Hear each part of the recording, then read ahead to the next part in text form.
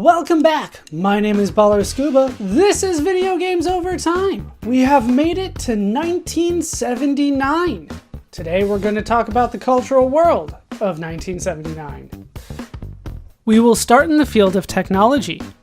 On July 1st, 1979, Sony released the Walkman TPS L2 in Japan, the world's first low-cost portable stereo.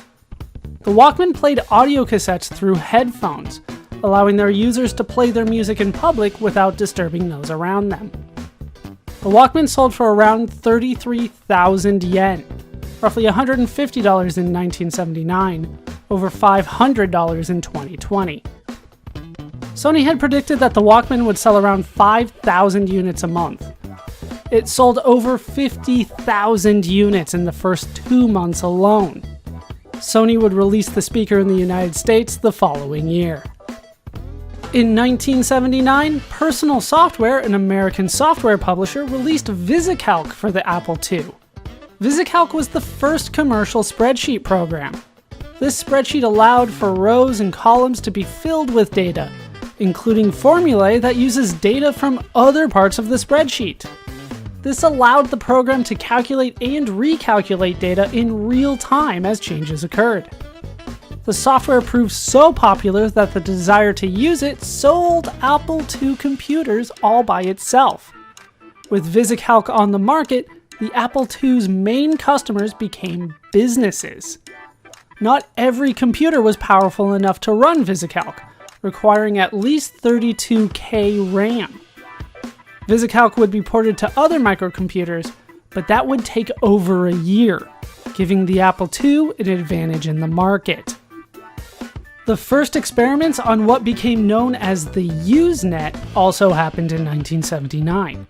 Happening at the University of North Carolina at Chapel Hill and Duke University, Usenet is similar to a bulletin board system, where users can read and post messages to certain categories, known as news groups.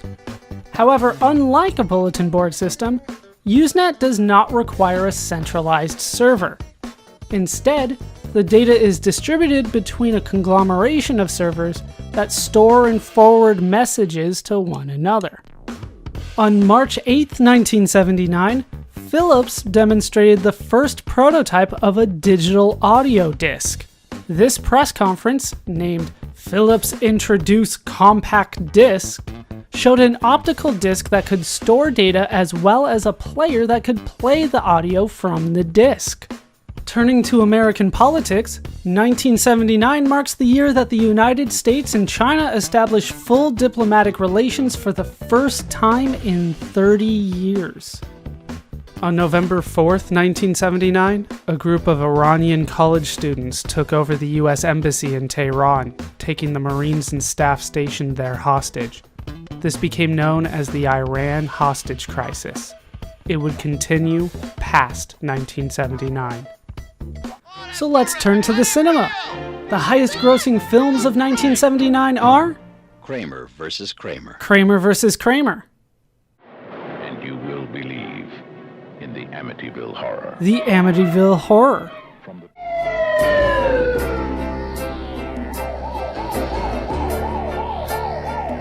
Rocky II.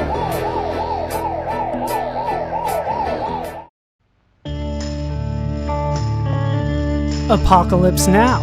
This is the end.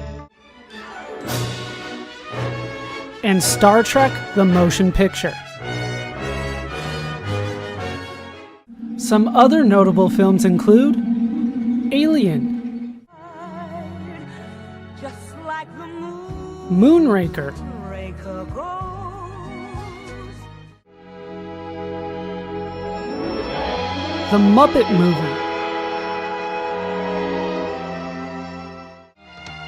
Far beyond the world I've known, Buck Rogers in the 25th Century, my time.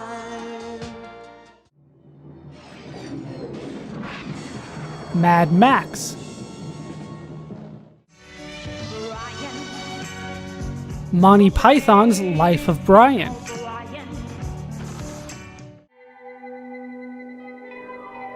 The Warriors,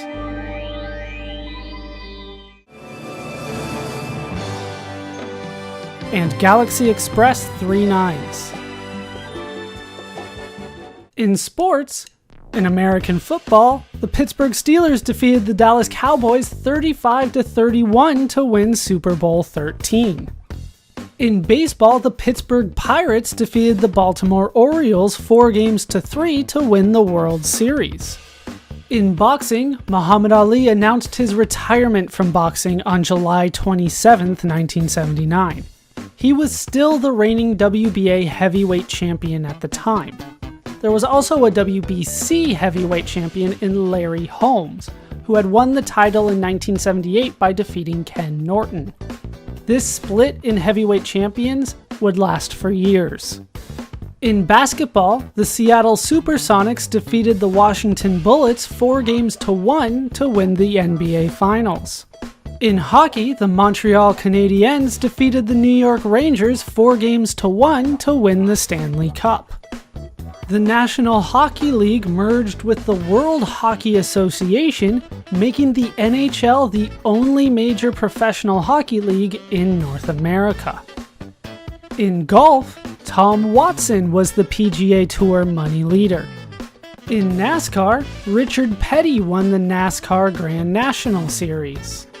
In comics, 1979 marks the debut of Lucius Fox in Batman number 307, Scott Lang in the Avengers number 181, War Machine in Iron Man number 118, and the debut of the Mobile Suit Gundam manga in Japan.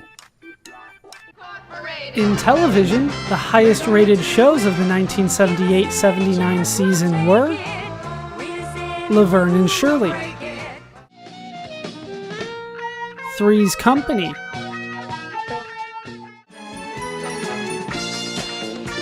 Mork and Mindy, Happy Days,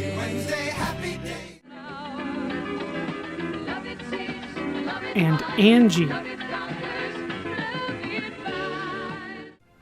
Some notable television debuts in 1979 include Scooby-Doo and Scrappy-Doo,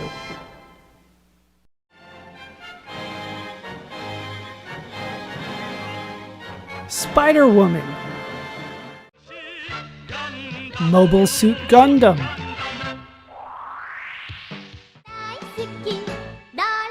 and Doraemon. 1979 also marks the end of the Battlestar Galactica, Amazing Spider-Man, Wonder Woman, and Godzilla television shows. Finally, I have once again linked a playlist to the Billboard #1 songs of 1979. And that, from a video game perspective, is the cultural world of 1979. My name is BALLERSCUBA. This has been Video Games Over Time. Thank you so much for watching, and I hope to see you in our next video, where we'll talk about a certain space movie.